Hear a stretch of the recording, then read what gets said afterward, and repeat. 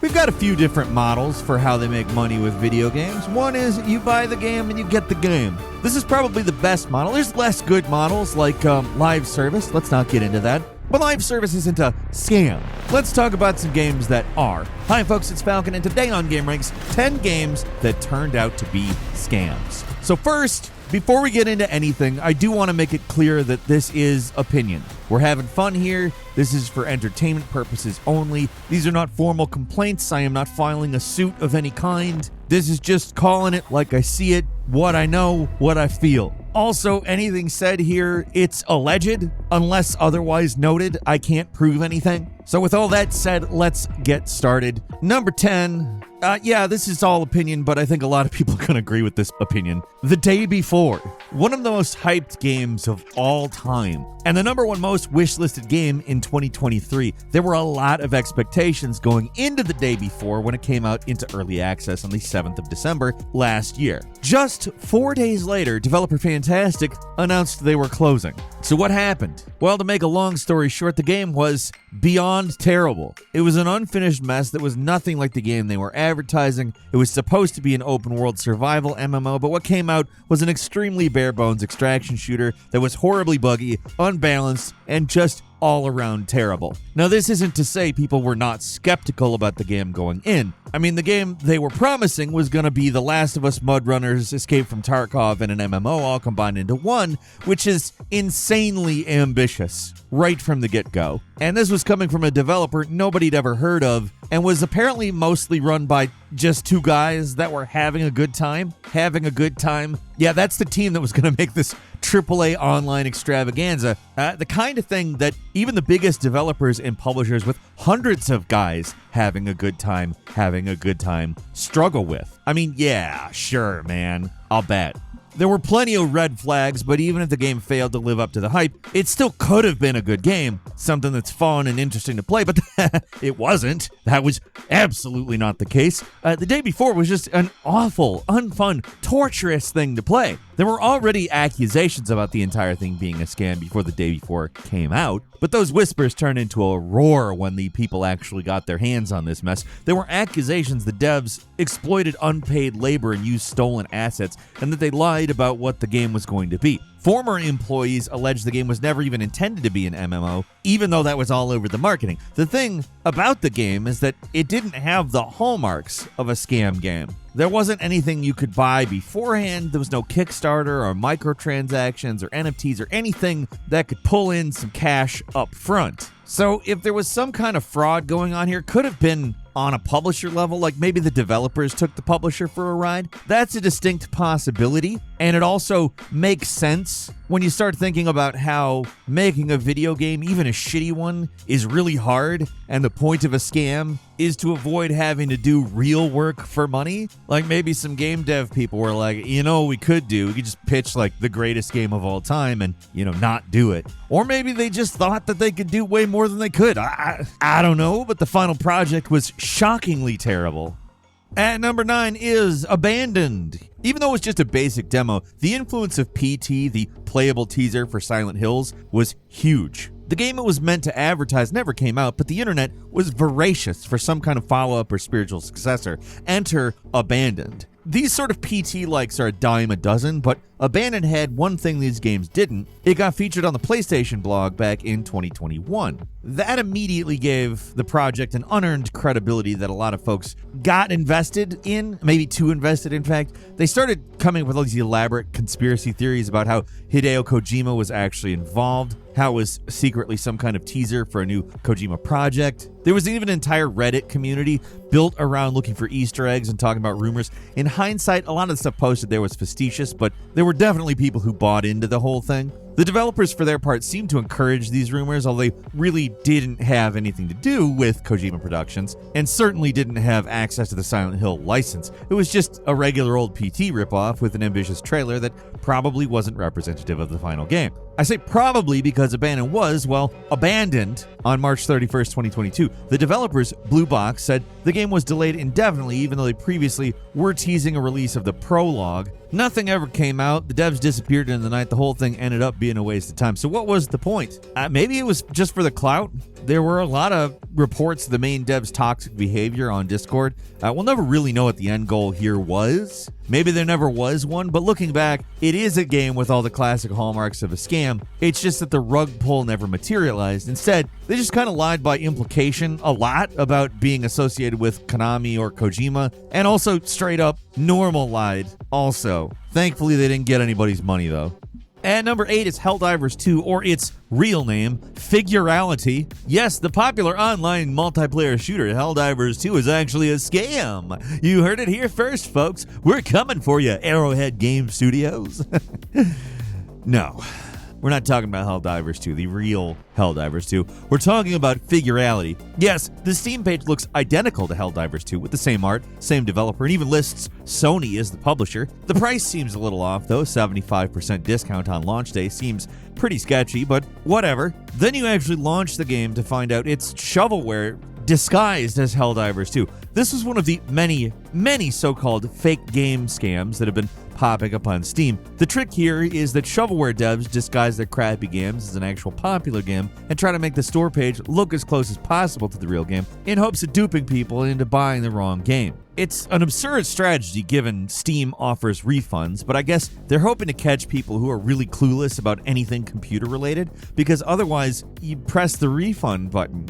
I mean, I know it's more than just a button, but it's not a lot more. Like, nobody's gonna turn on this piece of crap and think it's Helldivers 2 for real. You're not gonna play this game for 2 hours and be like, well, maybe in the third hour it'll be like the game everybody is talking about. No, I think if somehow this dupes you on the store page, you're not going to be duped in that way. I hope. Like, maybe they were hoping nobody would turn on Helldivers 2 for 2 weeks. You know, the game that got an immense amount of hype that everybody was talking about. I don't know. Either way, anybody who was duped did quickly report the fraud, and Steam refunded everyone and removed the scam game from sale. And it's hardly the only game like this. It wasn't even the only Helldivers 2 copy game, but it's a good example of how shameless these scam games can be.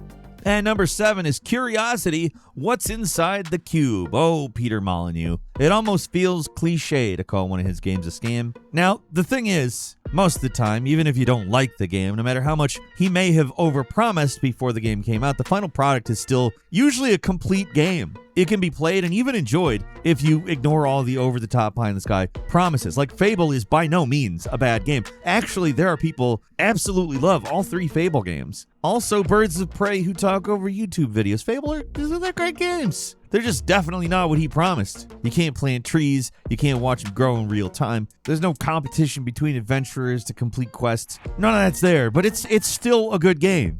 Curiosity, What's Inside the Cube is bad. It's not even really a game. It's an app where you click on cubes. That's all you do. Or if you want, you can buy microtransactions so you can click on a whole bunch of cubes at once. That's the whole game. The selling point here is not the gameplay, though. It is the potential reward that one lucky player would get for being the one to reach the center of the cube. So the whole game was a collaborative effort as everyone peeled away the layers of these cubes by clicking. So eventually there would be one person who'd hit the center, and according to Peter, the reward would be life-changing. So what was the reward? It was to make the winner the God of Gods in Peter's other terrible unfinished game, Goddess, and they would get 1% of the revenue earned by Goddess, which sounds like a pretty sweet deal. But the actual winner of Curiosity never did see a cent, and the whole God of God things was utterly pointless. Apparently, the person who was meant to keep in contact with the winner was let go, and nobody filled in for them, so they just stopped contacting the winner, even though that was the whole point. Which, that sucks. That's really scummy.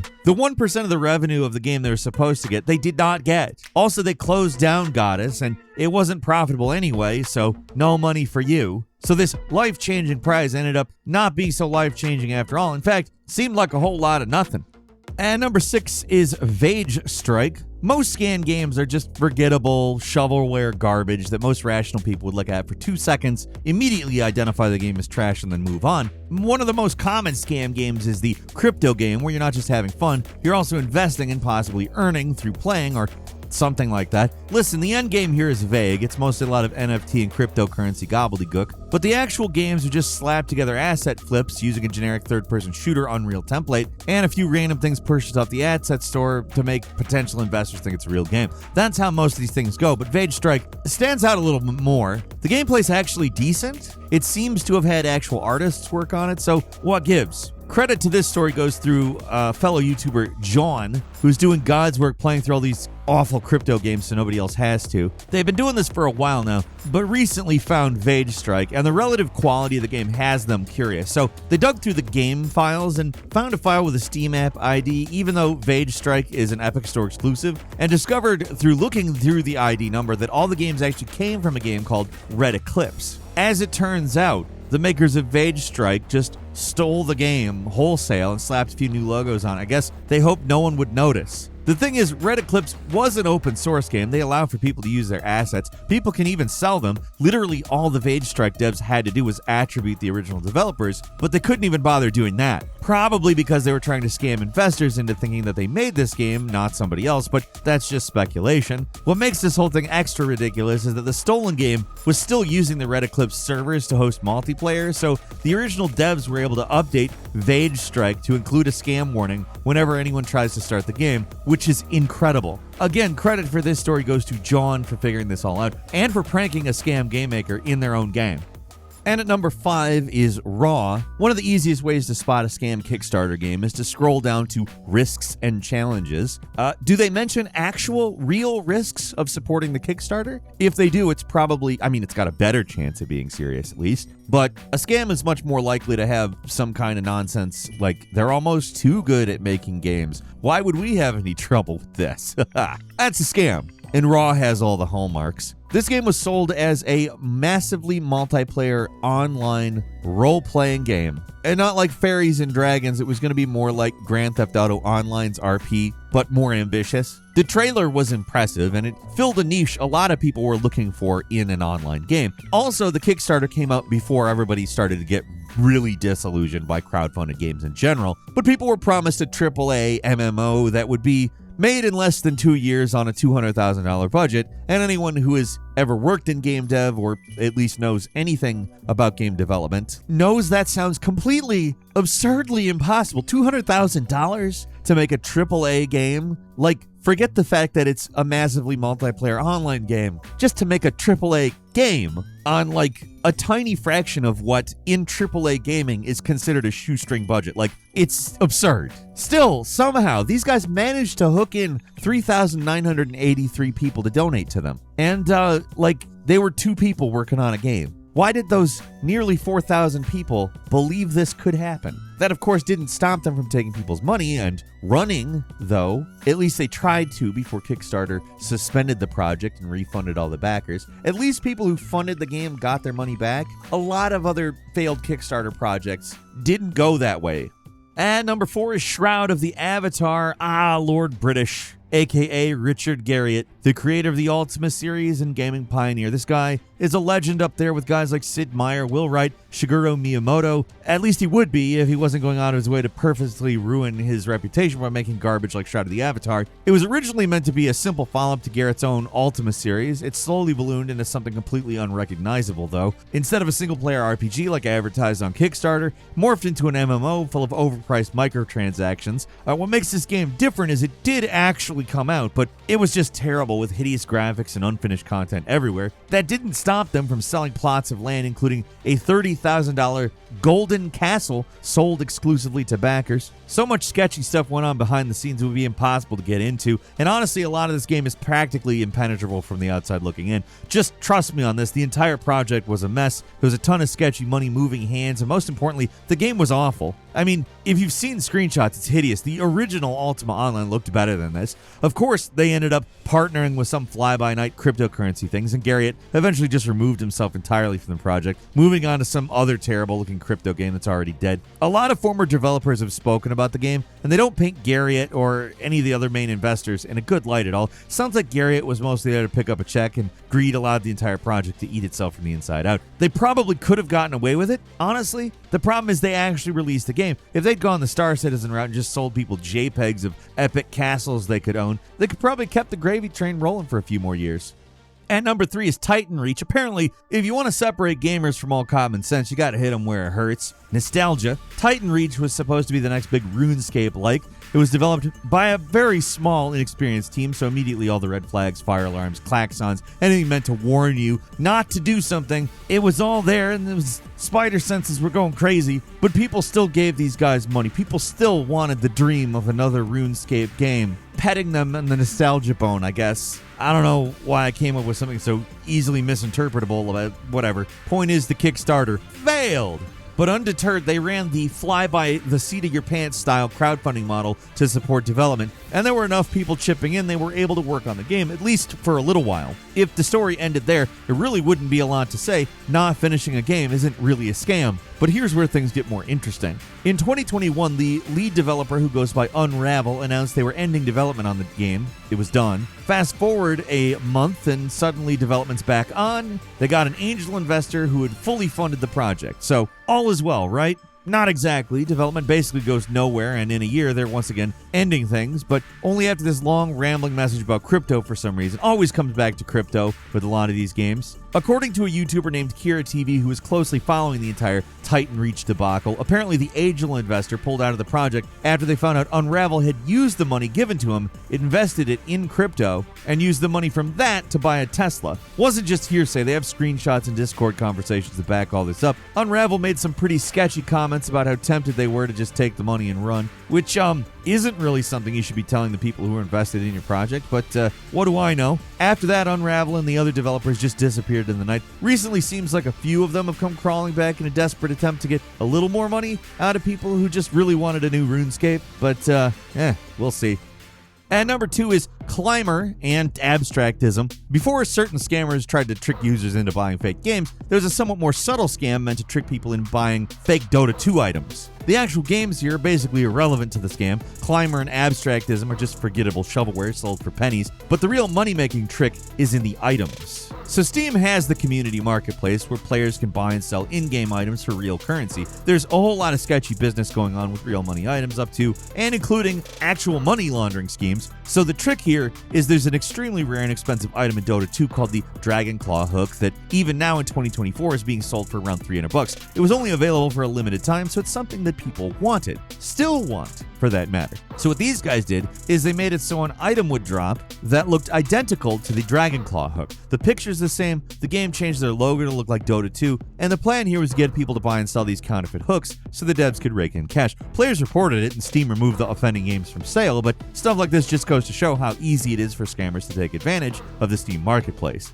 And at number 1 is Project Phoenix. At a certain point, the difference between an intentional scam and criminal negligence is almost non-existent, a very blurry line. Sometimes a project can just be run so poorly it doesn't matter if the original plan was to waste everyone's time and money, or if they were really trying to do something, because wasting everybody's time and money is the outcome either way. Now, there's nothing that directly proves Project Phoenix, Kickstarter's first Japan-based video game project, was a scam. All the biggest allegations against the project were proven to be false, but man, people donated over $1 million to this thing. It was one of the most successful early Kickstarter/crowdfunding games out there, but years went by with absolutely zero progress. So much emphasis was placed on a single god programmer who was meant to do the entire project, but when they got steady work elsewhere, it just seems like everything stopped. That's when the whole Tiny Metal controversy started. See, this other game that was meant to be a spiritual successor to Advance Wars popped up on Kickstarter saying it was being made by a team out in Los Angeles, but years later people found out it was actually another game made by the Project Phoenix guy,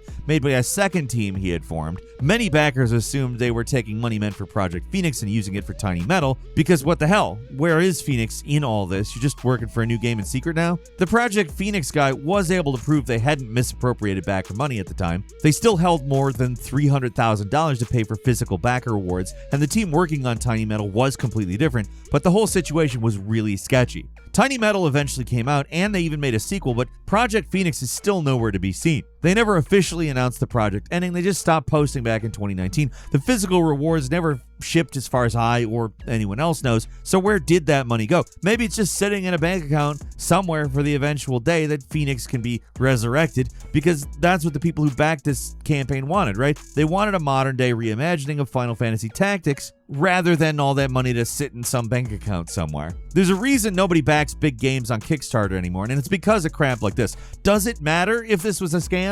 I don't know. Was it a scam? I don't know. Majorly sketchy though, and for all intents and purposes, people got ripped off. And that's all for today. Leave us a comment. Let us know what you think. If you like this video, click like. If you're not subscribed, now's a great time to do so. We upload brand new videos every day of the week. Best way to see them first is, of course, a subscription, so click subscribe. Don't forget to enable notifications. And as always, we thank you very much for watching this video. I'm Falcon. You can follow me on Twitter at Falcon the Hero. We'll see you next time right here on Game Ranks.